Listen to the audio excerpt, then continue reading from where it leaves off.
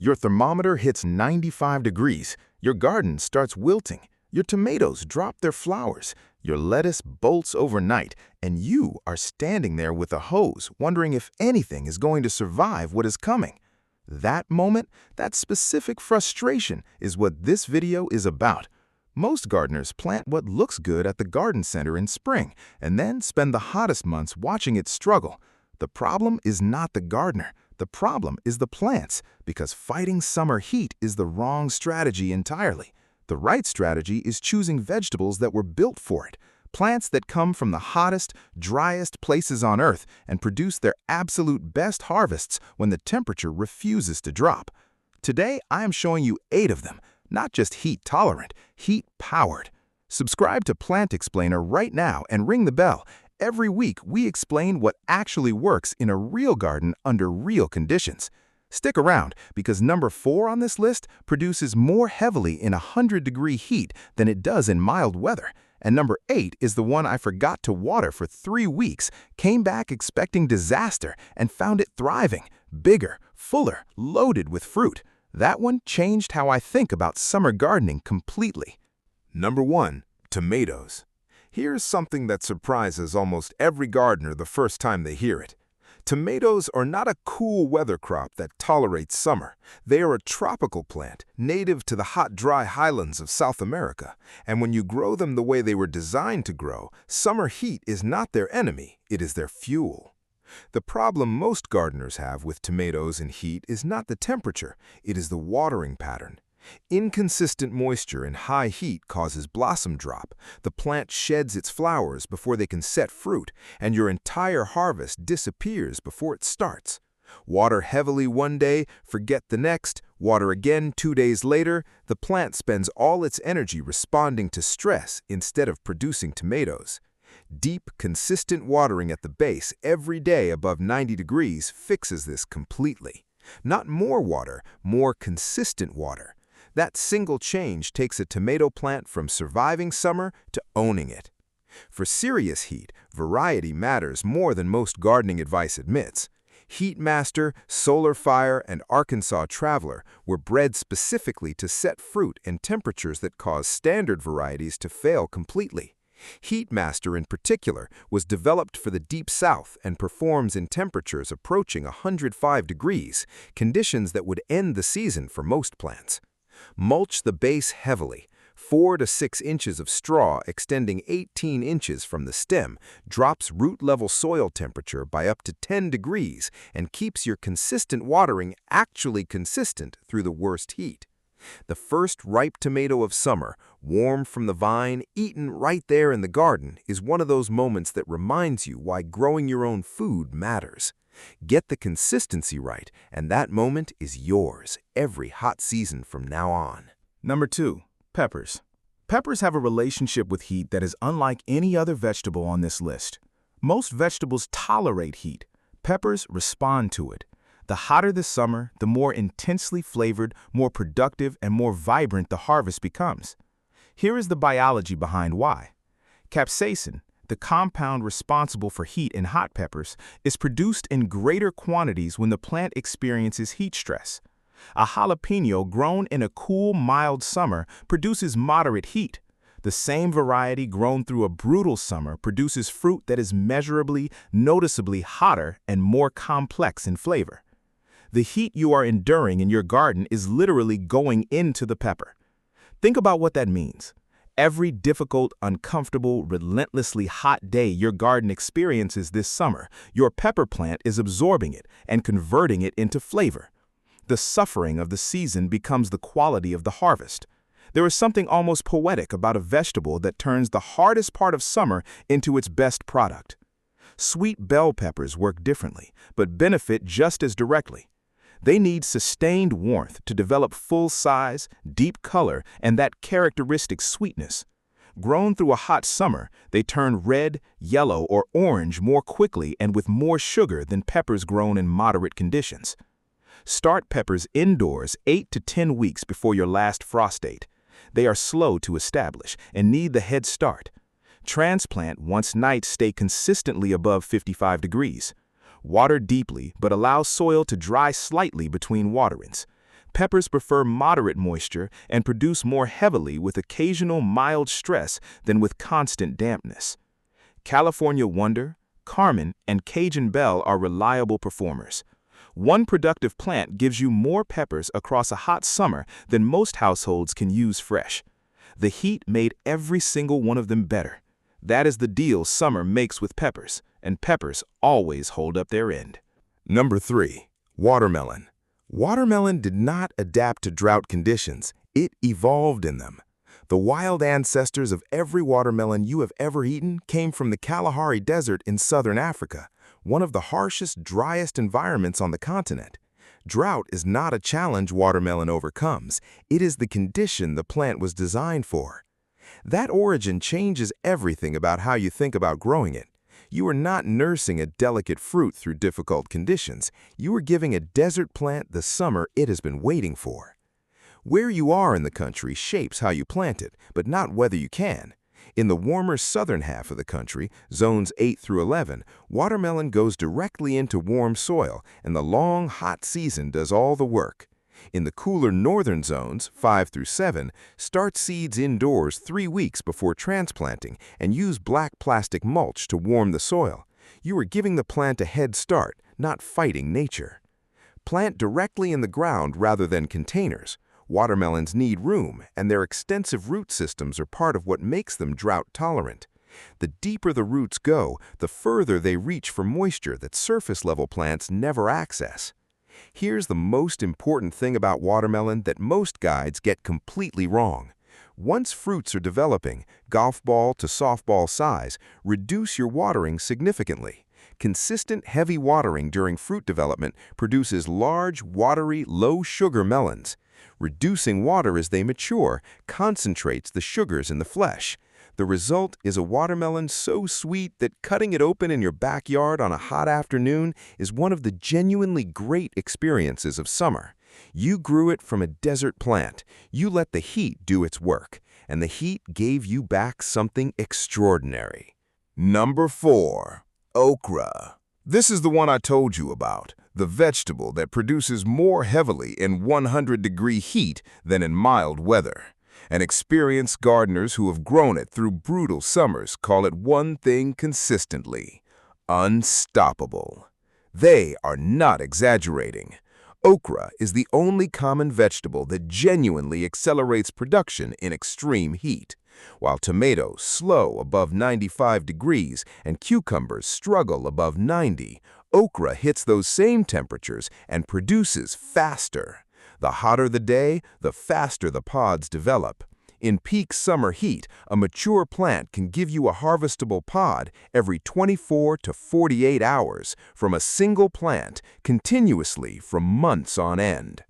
The reason goes back 3,500 years. Okra originates from Northeast Africa and South Asia, where it has been cultivated in environments of extreme heat and irregular rainfall since before recorded agriculture. Its entire biology is tuned for the conditions that defeat everything around it. This is not a plant adapting to your difficult summer. This is a plant returning to its natural home. Sow seeds directly in the ground. Okra establishes best from direct sowing, not transplanting. Soil temperature needs to be at least 65 degrees.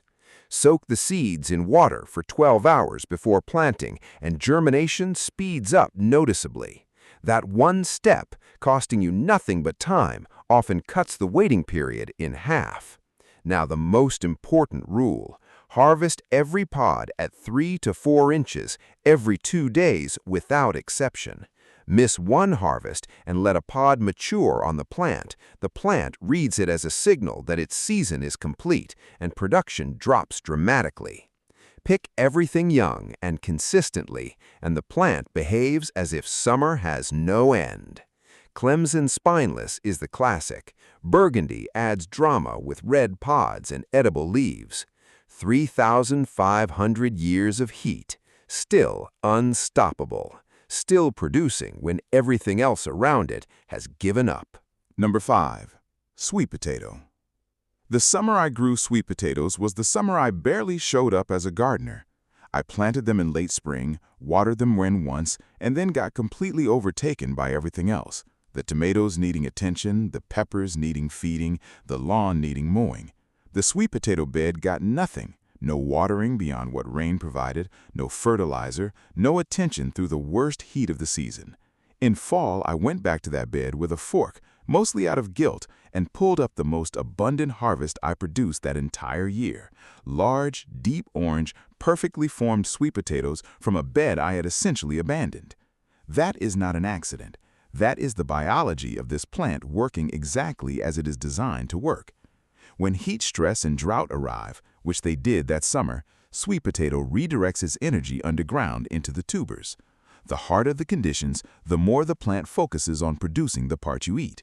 Neglect does not diminish the harvest. In many cases, it improves it. Now here's the practical part, and it flows directly from that story. Sweet potatoes are grown from slips, which are small rooted shoots that grow from the parent tuber. The same process that made my neglected bed successful starts with a jar of water on a sunny windowsill. Place a sweet potato in water in early spring, leave it in a warm, bright spot, and within 2 to 3 weeks, shoots emerge from the top. When those shoots are 4 to 6 inches long, twist them off and plant them directly in the garden. That is a slip. That is how your summer of neglect begins. They grow in every USDA zone from 3 through 11, the widest growing range of any vegetable on this list, covering every single American state. In northern zones, start slips early indoors. In zones 7 through 11, they need almost no management at all. Harvest in late summer to fall when vines begin to yellow. Cure the tubers for 10 days in a warm, humid spot before storing. This converts starches to sugars and develops the sweetness. Plant them, then mostly leave them. Summer will do the rest. Number 6. Pumpkin. Most people think about pumpkins in October. The gardeners who actually grow them start thinking in spring, because a spectacular fall harvest requires a summer planting, and a summer planting requires understanding one thing about timing that most guides skip entirely. Pumpkins need 90 to 120 days to mature. Plant them when soil is consistently warm after your last frost date, and your harvest lands exactly in fall, when the vines naturally die back, the fruits reach full color, and porch displays and winter cooking both happen at once. The hot summer is not something to work around. It is the growing window that makes the fall harvest possible.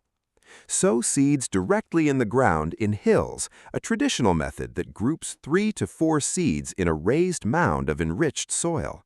The mound drains better, warms faster, and concentrates nutrients in a way that accelerates early growth. Plant in full sun, the most exposed, hottest position you have. Pumpkins want that exposure. Space matters. A standard variety spreads 8 to 10 feet in every direction. If space is limited, Bush Sugar Baby and Cinderella stay considerably more compact while still producing full-sized fruit worth growing.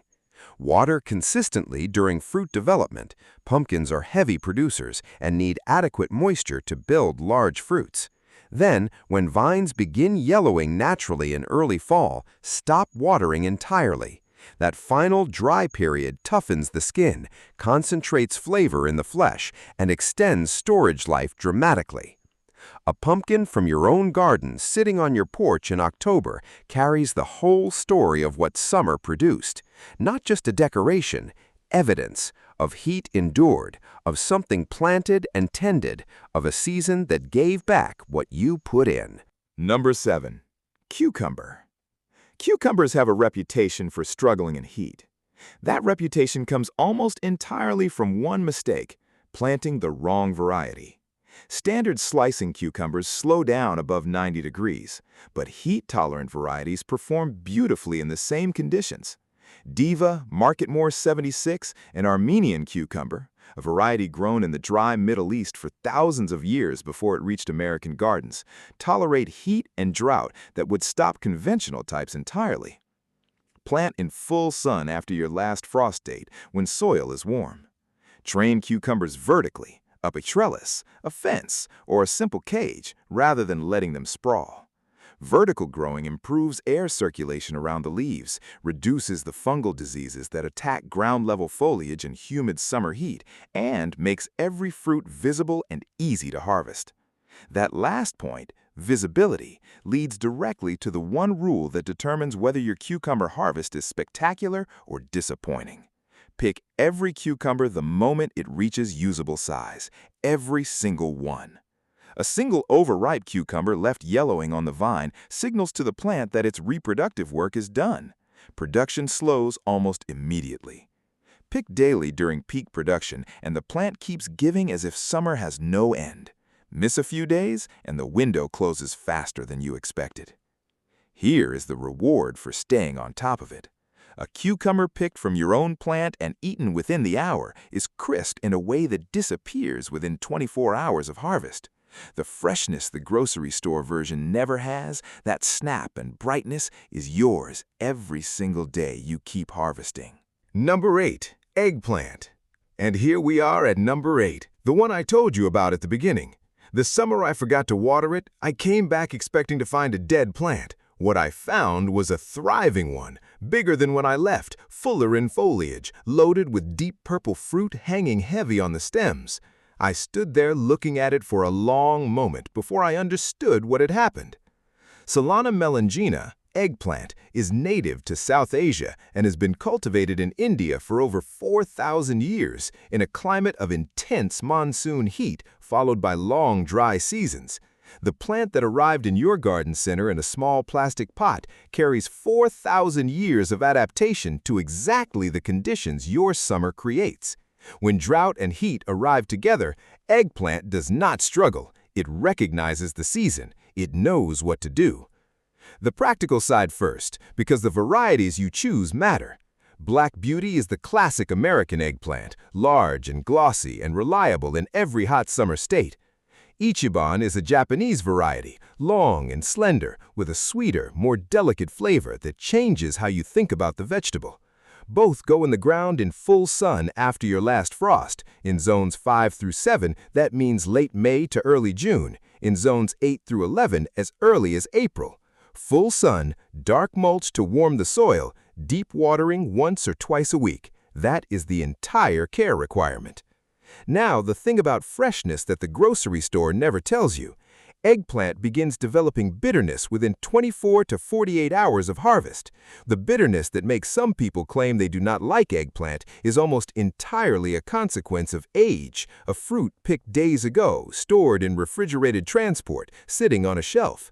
An eggplant picked from your own plant and cooked within hours is a completely different vegetable. Silky, mild, almost buttery when roasted. The ingredient those people think they dislike does not actually exist in your garden.